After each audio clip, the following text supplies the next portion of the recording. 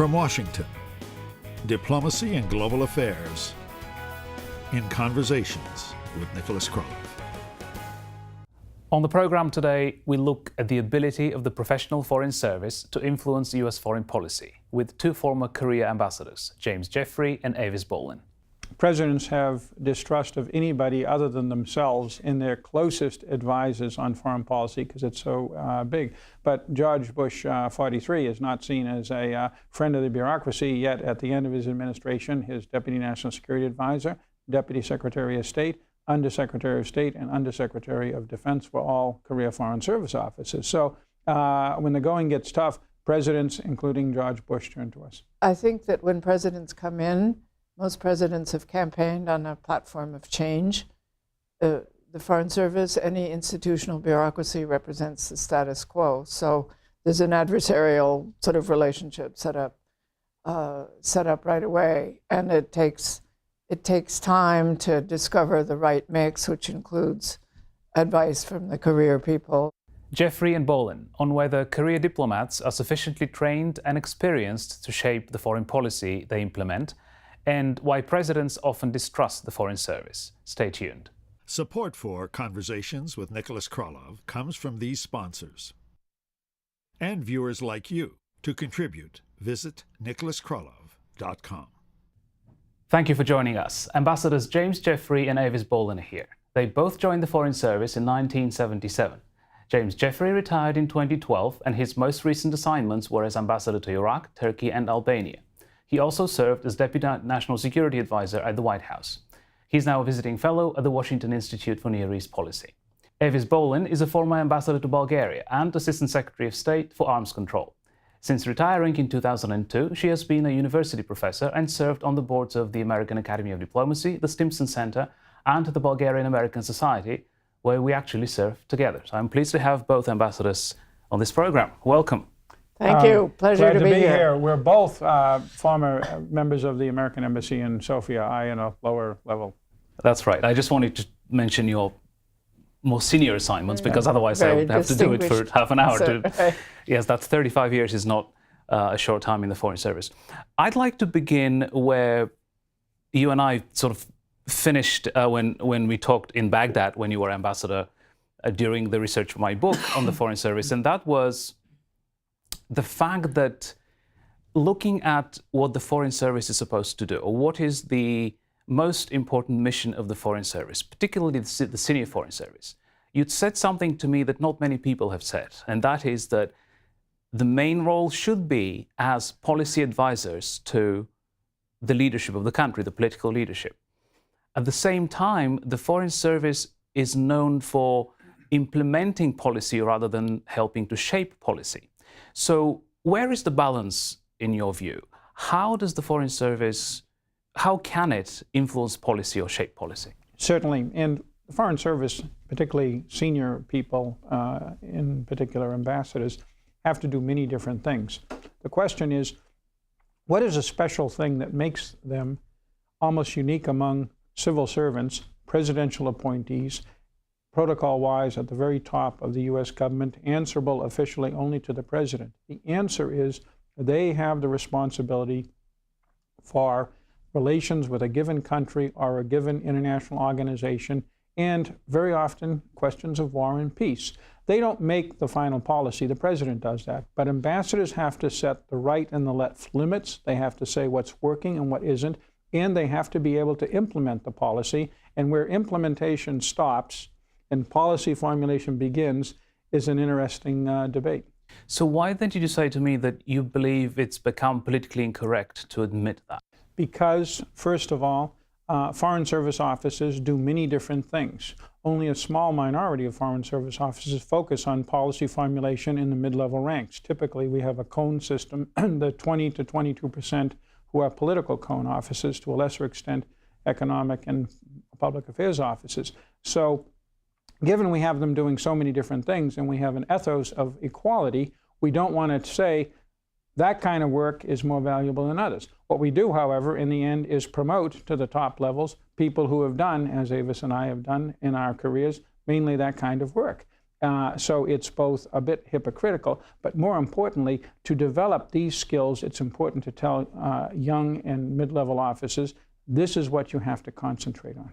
Even if you're in the non-political or non-economic cone parts of the Foreign Service, that if you're, suppose you're an admin officer, if you don't understand anything about the culture of the country you're dealing with, you're not going to be a very effective admin officer because you need to negotiate, even in an admin job. You're interacting with people from a given country every single day. So if we were to give advice to people who are about to join the Foreign Service, about to take the exams, or who are already in the Foreign Service and aspire to become ambassadors someday, although I find that while many people do aspire to be ambassadors, some people now, the new ones that have come in the past 5 years, many of them have told me, I don't want to be an ambassador. I'm perfectly happy being the admin counselor or the public affairs officer, and it'll be nice if it happened, but that's not my aspiration. Now, I know some people who think that's not very honest, that they really secretly do want to be an ambassador, but they're not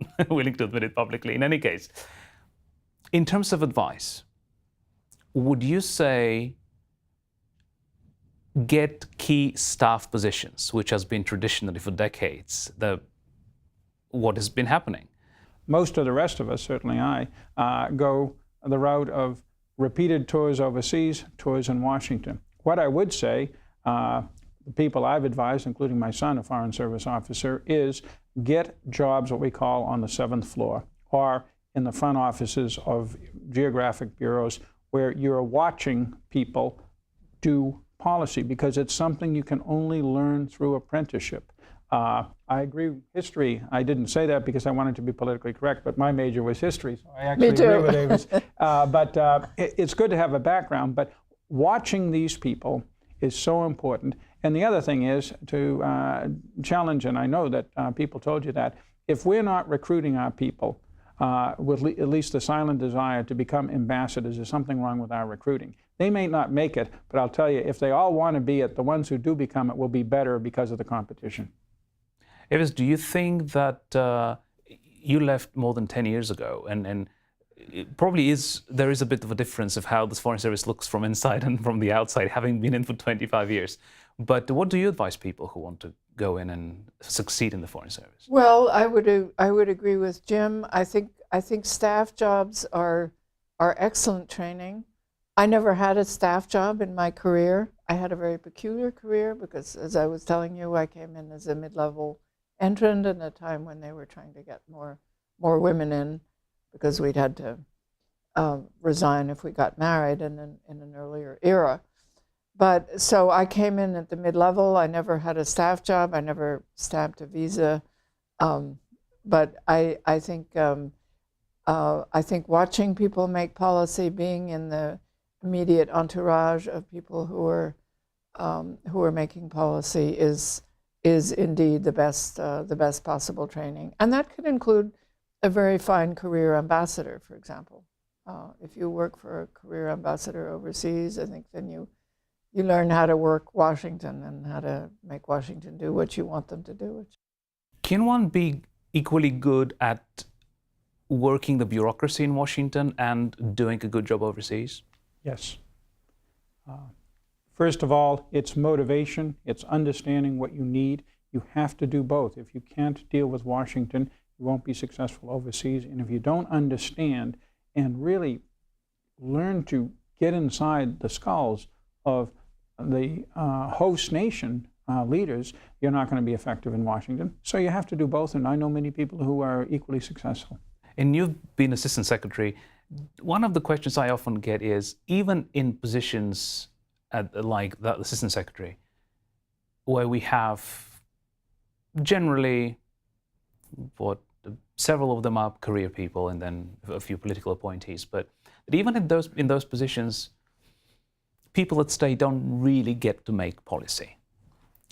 Is that the case? And I know it's different between geographic bureaus and the functional bureaus, and you were in a functional bureau at the time, but as Assistant Secretary for Arms Control, did you get to actually decide on policy? The short answer is no, I would say, but that was because of the undersecretary who was who was John Bolton at the time, and who was. But that was he came in 2001. You've right. been there since '99, so. And I would say in the first part I did feel that I contributed, but arms control has always been a very weird kind of hybrid. And, it's very specific, peculiar. It's very specific, and when I was there in the Clinton administration, Strobe Talbot was very much a hands-on person of dealing with the Russians about arms control. But I think it depends very much on the on the personalities. It shouldn't, but there are administrations where really the career service has been shunted to one side. I think you find as a general trend that towards the end of, if there's a second term, in the second term, that they tend to fall back more on the career You think that people. happened in the Bush administration? Yes, I absolutely do. Although I think, Colin Powell worked very closely. He was career military, so he understood the importance of career. But the people who were making policy, for the most part, were not at state. And then I think when Condoleezza Rice became Secretary of State, she had much more influence with, and she also was a respecter of the career people. So and Jimmy, you actually were at the White House in the second term as Deputy National Security Advisor. You actually were what we call a PDAS, or Principal Deputy Assistant Secretary in the NEA Bureau, in the Middle East Bureau. So when it comes to policy making, is the conventional wisdom correct that really it's the NSC that counts more in policy making than state? It may count more in the end because it represents the president, but an anecdote: while I was PDAS and NEA, I was at a White House meeting and the Deputy National Security Advisor turned to me and said, "Thanks for giving us the state position. Now, is that the position of your Assistant Secretary?" Again, as Avis said, if the Assistant Secretary... And that was David Welch at the time? That was David Welch. When Assistant Secretaries are known to be area experts and known to be bureaucratically very effective, and he was, you want to know in the White House where those Assistant Secretaries are, not just where the Secretary is. It's odd, it's hard to explain, but you just have to trust me, it happens. All right, so in terms of the ability or the capability or the talent or expertise of Foreign Service officers who do rise to those levels, like you were at the White House and you were Assistant Secretary, even as ambassadors, without naming names, although I'd be happy if you were to name names, but I'm guessing you won't, are most of the people who rise to those levels, are they good enough? Are they effective enough? Are they deserving enough to be in the positions to advise the President of the country and the Secretary of State? Jim? Yes. Okay. Most of them, a large number of them? Do we have some who sneak in who are not probably as good as they should be? If you ask for a one-word answer, the answer is yes. Okay. All humans are less than perfect. Okay, and you agree? I would agree. By and large, I might be a little more frank. I mean, I think that most of the people who rise to the top, the vast majority, are qualified to be there and deserve to be. I mean, I think I can think of some high-level colleagues who I wondered how they got there, but okay. Jim's more diplomatic than I am. Wow, that happen every day. All right, then why do presidents tend to distrust the Foreign Service? Not overall, not generally, not every time on every issue, but my experience has been that on certain issues, every president has had some distrust of the Foreign Service. Isn't that not the case? I think that presidents have distrust of anybody other than themselves in their closest advisors on foreign policy because it's so big.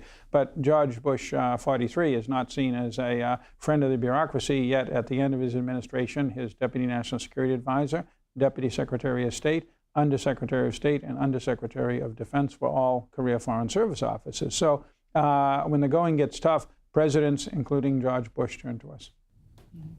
What's your experience? Yes, I think that when presidents come in, most presidents have campaigned on a platform of change. The Foreign Service, any institutional bureaucracy represents the status quo. So there's an adversarial sort of relationship set up right away, and it takes time to discover the right mix, which includes advice from the career people and the expertise that they can bring to. And to discover that really foreign service officers feel they are there to serve the president. I think this is, you know, if you, especially if you come from the opposite party and the foreign service officers were doing the job under your opponent and predecessor, you know, then you are suspicious that they may not support your agenda. But I think that's not how most foreign service officers see their mission. And you, Jim, have some experience with the Obama administration because you were in Iraq from 2010 to 2012, and before that you were in Turkey. But what was interesting to me, the image of the president coming in was that he knew so much about the world, probably more than most presidents before him knew about foreign policy and the world. And having just read Bob Gates' book, it's very clear that the circle around the president, at least in the first term, was not only very protective of him and of those people in the circle, in the entourage, but also was distrusting not only of the Foreign Service, but also of the military. What was your experience in Iraq in particular? I mean, you were, this was the biggest embassy in the world. You were at the time when the military was to withdraw at the end of 2011. The transition to the State Department running things was, I think it was, I was an outsider, but to me it was very challenging what I saw and what I heard from the people when I visited. And how did the White House take your advice? How then, were they happy with what you were doing? Did they express any feelings at all about what you were doing? Certainly, I could not have had a better relationship with the president than with President Obama. That's the good news. I'll get to the bad news very quickly. He was very, very supportive of me and my suggestions, almost always followed them, including ones that turned out to be wrong. He was communicated often with me. He communicated with my host government, the Maliki government, and whenever I did manage to do something halfway right, I could probably count on a call from him. So in that regard, he's a wonderful foreign policy president. I think some of this distrust that Bob Gates correctly underlines is that President Obama, rightly or wrongly, wants to take the entire American foreign policy in a new and different direction. He has very good reasons for doing this. I happen to disagree with them. And that direction is? That direction is disengagement from much of the security and American leadership role in the world, particularly the military side of it, since 1945. And as I said, he has good reasons for this. I disagree with him, but he was elected twice. He's made no secret out of his desire to, quote, end America's wars.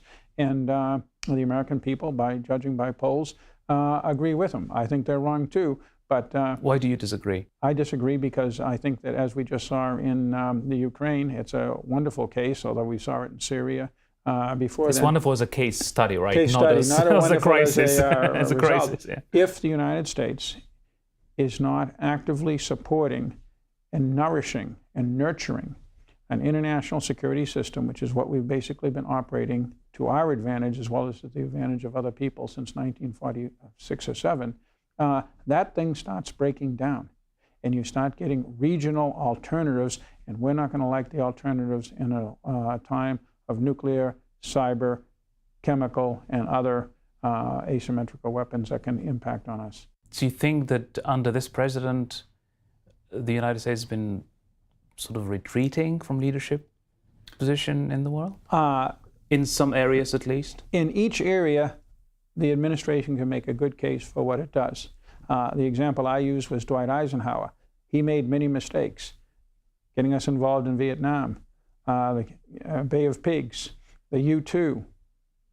But in the end, he maintained that security system in an effective way, and people around the world felt that he had their back. President Obama had to go out to Riyadh recently to try to convince King Abdullah that we were still his ally. Right. And finally, I wanted to turn to training, and because we talked about getting to those senior positions, being an advisor to a president or to a secretary of state.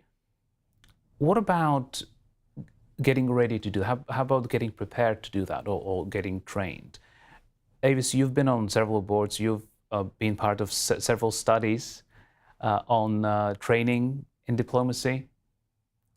What do you think the FSI could be doing that they're not currently doing to prepare people to do exactly those jobs? Well, I want to register my very strong disagreement with what Jim has just said about Obama's policy. I think it seems to me it's the right thing to do. We have been vastly overextended at great cost to ourselves, and I think it is very possible to maintain a sound international security system such as we have had since Dwight D. Eisenhower, who was no interventionist, by the way, at a sort of lower level. But anyway, that's not the question you asked me. So I think the training is absolutely critical. I would start with what FSI still does very well, and that is the Foreign Service Institute. The Foreign Service Institute.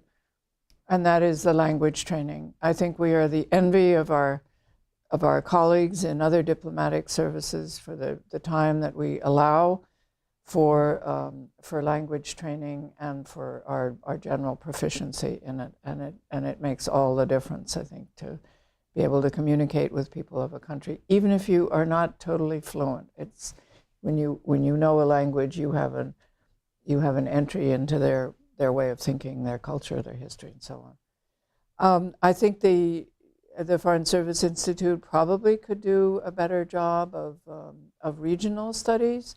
I think and then there are all kinds of management issues which we haven't gotten into, and leadership. Leadership, right. But I would go back to something Jim said earlier. I think it's on-the-job training. You cannot study to be a leader. You have to have seen people lead. You have to have a sense of how to go in a given situation, and that comes from experience. But to be a policy advisor, I think these tradecraft right. Courses that are now very prevalent, and I think many of them are useful, but I don't think that they can substitute for on-the-job training. Just as, the fact that these courses exist tells us that on-the-job training can be usefully supplemented by courses, but it certainly is not a substitute. You cannot learn arms control negotiations from a course. You cannot learn middle management. You cannot learn how to manage people. You cannot learn how to be a leader. This is supplement to experience. Jim, what can FSI do more to prepare people to be better? To pick up on Avis's, you can train people in the nuts and bolts of arms control. It's a very complicated subject of throw weights and enrichment levels and all of that, and that lends itself to technical knowledge, lends itself to classroom training. Language training, with some exceptions and modifications, lends itself to that kind of environment. But the only sort of training I've ever experienced, and it's been in the Army, not in the Foreign Service, other than the famous consular course, is some simulation training, where you would do a emergency action committee meeting at an embassy with all kinds of things happening and force people to enact, to play roles, and to carry out a scenario. That kind of training can be helpful by showing people what can go wrong as well as what can go right if you've got the right mentor. So there is some training, but in the end, it basically is all preparation for watching people who know what they're doing do it. Okay. Well, thank you very much for coming. To be continued, a lot of issues we didn't talk about, but it's a very, very broad subject. So for more about our show or to make a contribution, the address is nicholaskralev.com. Thank you for joining us. See you next time.